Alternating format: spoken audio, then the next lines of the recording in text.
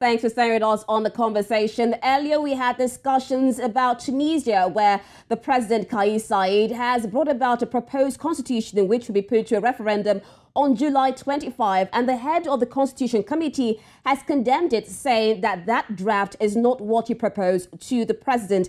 And we had earlier with us Haytham Smida Goesmi, who discussed and analysed situations going on in Tunisia. Right now, we switch focus to the ECOWAS, where leaders of the Economic Community of West African State ECOWAS on Sunday agreed to lift economic and financial sanctions imposed on Mali after its military rulers agreed to return to civilian rule by March 2024 and published a new electoral law. ECOWAS Commission President Jean-Claude Cassibrou told a news conference that the sanctions will be lifted immediately. Borders with Mali will reopen and regional diplomats will return to Bamako. However, the heads of state decided to maintain individual sanctions targeted on Mali's ruling junta, its transitional council, and the suspension of Mali from ECOWAS onto the return to constitutional rule. In a quest for stability at the end of the ECOWAS summit, a 24-month transition in Burkina Faso starting July 1, 2022 was also agreed on, while a 39-month transition and appointment of a new mediator in Guinea was rejected. Now, join us live for this conversation. We have Abdulateef Ahmed, head of News Central's Research Desk and Monitoring Unit. It's so good to have you join us, Abdulateef. Thank you for having me. All right, so with the deliberations going on at the ECOWAS summit, it was news for a lot of people with the ECOWAS lifting its economic sanctions on Mali. Now, how much of a relief do you think this would be for Malians, and how badly did the economic sanctions have on the country? The news of the lifting of sanctions on Mali came as a great relief, considering the fact that the military itself had been in charge of that country and is still in charge in any case. However, when you sanction a country, the ruling class is hardly hit by the sanctions. The sanctions get to the ordinary Malians in terms of their ability to travel, the ability to trade with neighboring partners. Don't forget, Mali is encircled, is a country with little access to the outside world without its neighbors. Therefore, the sanction was meant to frustrate the military junta, as the case may be, in order to have a hope that transition to democratic rule will happen. Again, I would say the sanctions were effective, because if sanctions had not been slammed on Mali and other countries that had military coups, there's a tendency that there will be a contagion in the sub-region. So it is a great relief that Mali has now is now free from the sanctions, and we now have a new chair of the ECOWAS who is also a neighbor and has also witnessed a near coup situation, for which I'm sure the relief of having lifted the sanctions on Mali will pave way for a likelihood of a smooth transition. Don't forget, it is not just about lifting sanctions, but about the process that will lead to the emergence of a democratic government that will be able to stabilize and solve its current problems of insurgency and economic challenges. All right, thank you, Abdulateef. We have now joined us live. We have Gbolahan Olojede. He is the Group Chief Operating Officer, Swift Oil Limited. Thank you so much for joining us on this conversation. Yeah, thanks for having me. Now, earlier, Abdulateef was talking about the sanctions imposed by ECOWAS, which has been lifted. Now, as an economist, how badly do you think these sanctions affected Mali as a country? Because he also mentioned that the sanctions were meant to affect the military junta. So do you believe it was only the military junta that was affected by the sanctions, or the whole of Mali was also affected by the economic sanctions placed by ECOWAS? Okay, there were two levels of sanctions imposed on Mali. There were the bilateral one, individual countries that were imposing sanctions on Mali. Then there is the regional body, which is ECOWAS, also imposing sanctions on Mali. What has been lifted is the one by the regional body. And the one by the regional body obviously has affected trade and livelihoods in Mali. Mali is a landlocked nation with about 7 different countries surrounding it. So unless it is able to trade, and it is also a highly import-dependent economy. So both on the import side of things and on the export side of things, Mali has been at a great disadvantage by virtue of the sanction. So it is a good thing for Mali that it can now trade and the people's livelihood can be restored and the economy can be a little better for every Malian. Now, after a crisis, there are always consequences. While it's a good thing that the sanctions have been lifted by the regional body, we also know that Mali has defaulted on over $300 million of its debt due to these sanctions over military coups. Now, Gbolahan, will Mali require international aid to recover from this? How exactly will Mali recover from it? Well, the first step is what has been taken, which is to cut them loose from the sanctions so that they can begin to have an improved economy. Mali can now go and speak to the creditors and have an arrangement for rescheduling of obligations that are falling due and renegotiate the loans entirely. Of course, the creditors are going to come into Mali and sit down with the junta and have an agreement on the way forward on the default and the rescheduling of the existing facility.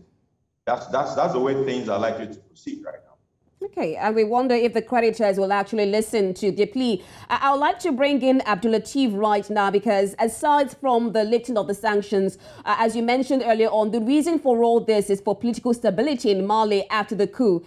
Now, the Mali's ruling junta approved the plan to hold presidential elections in February of 2024. Now, do you feel this arose from the pressure of ECOWAS, and how confident are you that the military will stay true to their words? Well, I believe what we have now is an outcome of horse trading, a lot of discussions and interventions by those who have been tasked to bring about this resolution of issues, contending issues in the country. Don't forget, in the height of sanctions, Mali did have international bickerings with France and the need for France to pull out of its country in spite of battling insurgents across the country.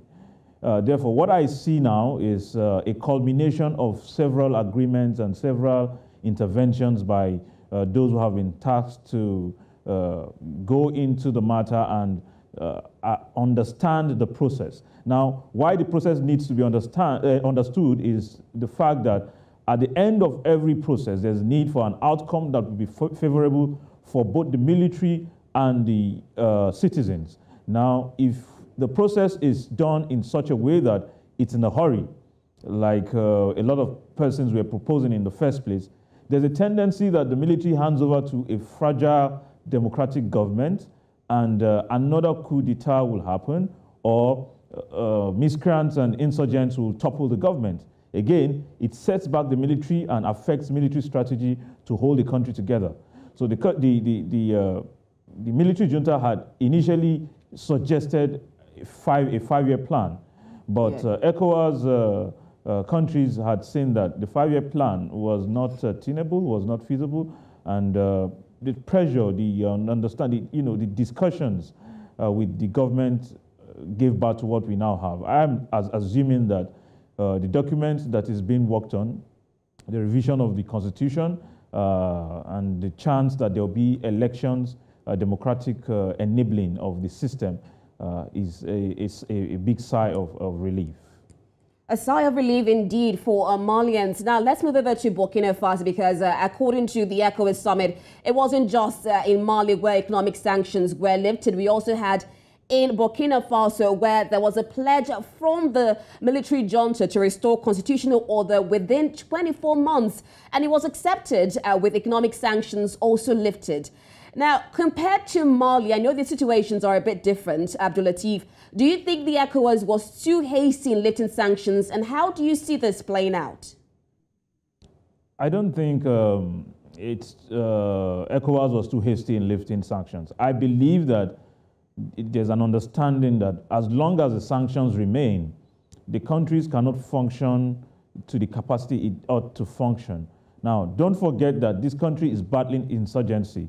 If countries within the region do not support Mali in combating insurgency, in ensuring a better lease of life for the ordinary Malian, there's a chance that there'll be a spillover. So when the country is ransacked by insurgents and miscreants, there's a chance that it will spill over to other countries around the sub-region, and it will be a loss for both Mali and the countries around it. Therefore, it's as long as I am concerned, lifting off the sanction is in a good stead, and then the fact that Burkina Faso has a chance to get back into the Committee of Nations is also a thing to be excited about. All right, Gbolahan, still talking about this economic sanctions, which is mostly used by regional bodies and even international bodies to try and get to political stability. And this is why we had economic sanctions for Mali and Burkina Faso. Now, do you feel that economic sanctions is the best bet to get out of political instabilities in countries? When you look at the ripple effect of economic sanctions, is it actually worth it? It's not a particularly effective tool. And that has been seen across several climes, including West Africa. However, while it might not be an absolutely effective tool, it does have some deterrent for the people who intend to hold on to power for too long. For example, it is believed that it is the sanction against Mali has made the military junta to want to come to propose a new transition program. Initially, that said, "Oh, I'm not going to do this." Then he said, "Oh, I will do it by 2026." But we now have a situation in which it is willing to deliver on a new elections by February 2024. That is progress. However, we must, which is what Latif was saying, these things must be handled with care. Otherwise, it becomes counterproductive. When the ordinary citizens of those countries are in worse economic woes than they otherwise would have been, it doesn't help them. Rather, it pushes the nation further to the brink.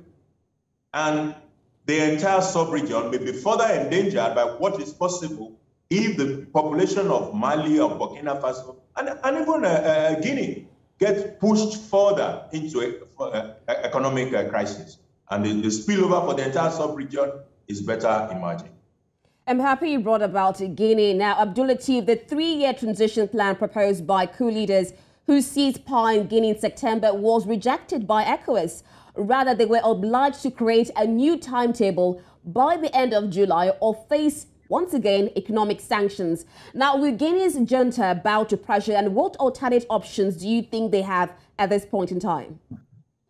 Okay, before we go into Guinea, I would like to draw something to your attention. You'll remember that in the rule that the military junta of Mali put together, there is an agreement, an arrangement that says that any of those who were involved in the transition process can contest elections. However, they must resign 6 months before the election holds.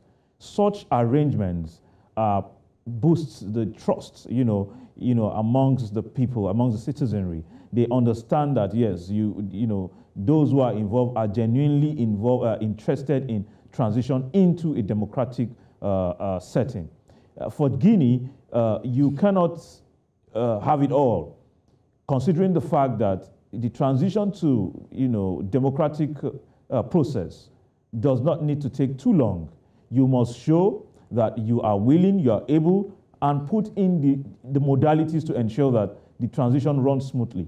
So the rejection of Guinea's process is essentially because it is defective and it doesn't show signs that what it intends to achieve is what it will achieve at the end of the day. All right, Gbolahan, earlier on you were mentioning the ideas of economic sanctions and the effect it has on African countries. Now, if you look at Burkina Faso, it's an agrarian society, and actually in most African countries, we see agriculture as one of the major tools for revenue in the country, but somehow we do not see growth happening. What exactly is the problem when it comes to the agriculture sector on the African continent? Okay, agriculture is a primary production. And there's a general problem with primary production, and that is the fact that the prices are usually given to you. You cannot determine the price of your own product in the international market if you are offering primary product to the international market. Even oil, which is the Nigeria's issue, Nigeria cannot determine what the price will be. Neither will it do for coffee or cocoa or any other primary product whatsoever. That is a problem on one side from an international market perspective.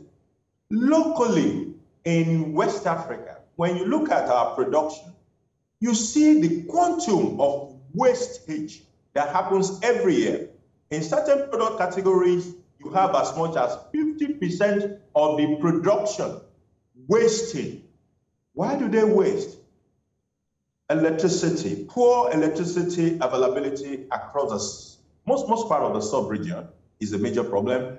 The capacity, the industrialization capacity. So if you have a primary product and you can process it into finished product that have a better shelf life, it is better for you. But the industrialization capacity in the sub-region is also very poor. So farmers are not even able to get value for 100% of what they produce. Not to talk of get a proper market where they can be able to sustain their own income and as well be able to benefit the society and lead to GDP growth from those primary products. So for agrarian economies, it is very tough to develop. It is very, very, very tough in our kind of life. Unless those other factors, industrialization, a capacity to be able to transform those primary products and add value to them is boosted, and then trade is also boosted. Otherwise, African countries remain poor despite their production.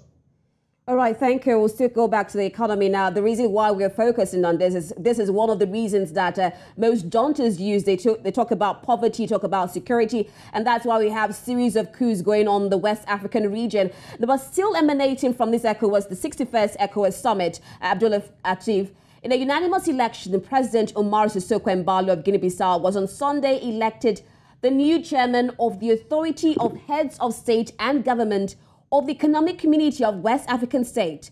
Now, if you're looking at the fact that Embalo survived a coup d'etat in February this year, what are we to expect taking over the reins from Ghana's Nana Akufo-Addo? Well, one, it is a thing of joy that President Embalo has been elected as the chair of ECOWAS.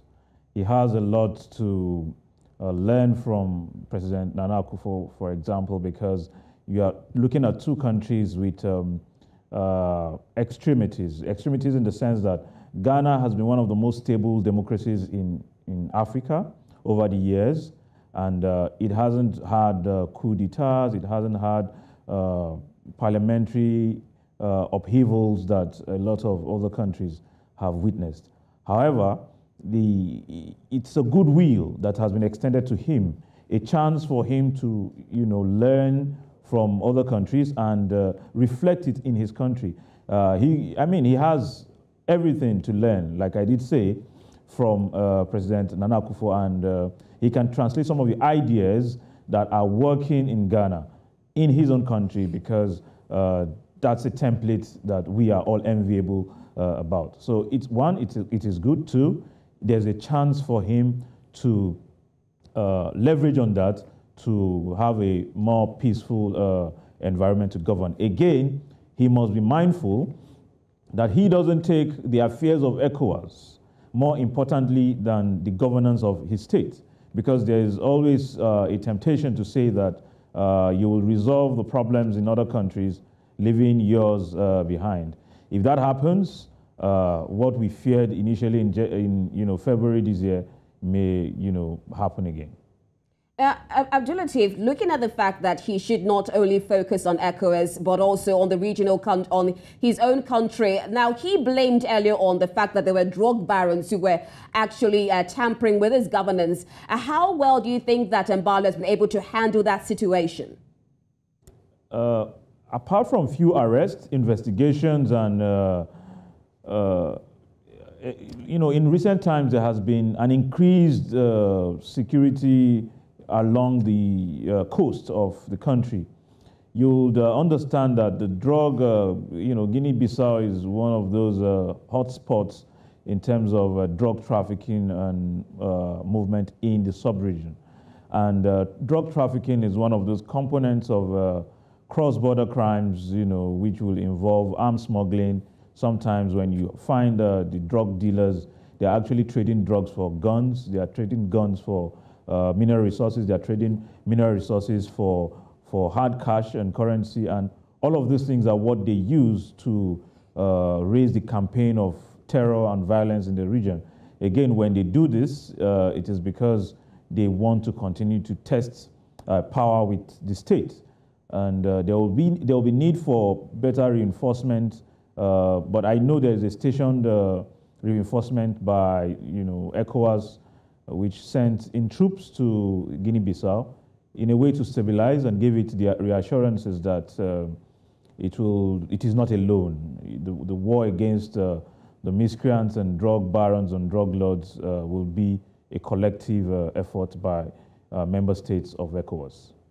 All right, thank you so much, Abdulateef. I'd like to bring in Gbolahan. Now, aside poverty, we see corruption. Now, we talked about drug mercenaries going on in most African countries. Now, we also see a situation, look at the issue of South Africa, where inequality is quite predominant there. How can we erase the issue of inequality where somehow the revenue or natural resources only goes to the upper class of the society? Meanwhile, we have those in the rural class still lavishing in poverty.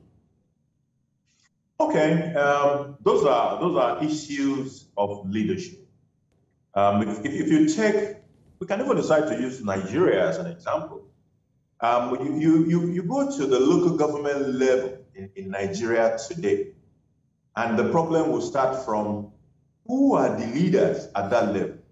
And at that level, which is the level that is closest to the people, most of the leaders at that level should not be the leaders. The competence, the capacity is not there. I don't know if you have ever stepped into a local government office, around. For most of them, even in a metropolitan place like Lagos, there are local government headquarters that you go into, and as early as 11 a.m., people are sharing bottles of gin in the office. That is the kind of governance that is going on at that level. For as long as the government that is closest to the people is that poor in terms of leadership capacity and quality, it will be very difficult to stem poverty in African countries. It will be very, very difficult. And what you see here replicates itself across several other countries in West Africa and Africa as a whole. So it's a leadership thing. And it starts right from the top to the government that is closest to the people. It is when we have a proper sync between what leaders want, what the elites of society, and the common goods, the commonwealth of all of us, that Africa can begin to move away from the level of poverty that we see today into some measure of prosperity. There are also externalities. There are factors that are even beyond Africa that Africa is contesting. And that has to do with some other international countries that are interested either in some resources in Africa. And when they're interested in these resources in Africa, they don't care what they do, including installing government and removing government, sponsoring insurgency, sponsoring terrorism, and all sort of things that they can do to destabilize those countries or do whatever will make them able to have access to those resources that they have on their mind. There is also the general geopolitical issues in which you have the Orient, the Chinas of this world, versus the Western countries on the other side, contesting for the soul and heart of Africa.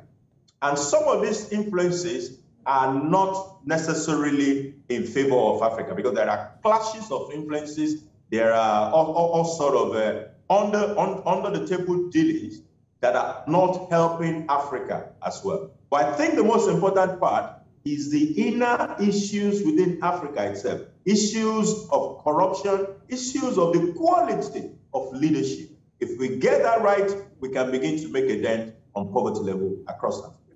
Emphasis on leadership there. Now, Abdulateef is still talking about leadership. Now, I'm going to quote these words. Now, it said, "It is my strong conviction that delivering shared prosperity must constitute the justification for the existence of ECOWAS." Now, over time, ECOWAS has been condemned as just being a club of leaders of former governments and which they are not listening to the plights of the people.